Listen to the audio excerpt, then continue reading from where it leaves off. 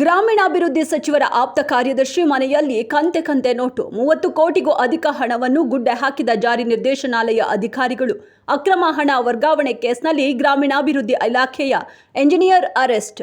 ಜಾರ್ಖಂಡ್ನ ರಾಂಚಿಯ ಹಲವು ಭಾಗಗಳಲ್ಲಿ ದಾಳಿ. ಸಚಿವ ಅಲಂಗೀರ್ ಆಲಂ ಅವರ ಆಪ್ತ ಕಾರ್ಯದರ್ಶಿ ಸಂಜೀವ್ ಲಾಲ್ ಮನೆಯಲ್ಲಿ ಕಂತೆ ನೋಟುಗಳು ಪತ್ತೆ. ಮಿಲನ್ ಶಾದಿ ಮಹಲ್ನಲ್ಲಿ ನಡೆದ ಮದುವೆ ಸಮಾರಂಭ. ಚನ್ನಪಟ್ಟಣದ ವಧು ಮತ್ತು ಮಾಗಡಿಯ ವರನ ವಿವಾಹ ಸಮಾರಂಭ. ಊಟದ ನಂತರ ಐಸ್ ಕ್ರೀಂ ತಿಂದ ಅರ್ಧ ಗಂಟೆಯಲ್ಲಿ ಶುರುವಾಯಿತು ವಾಂತಿ ಭೇದಿ.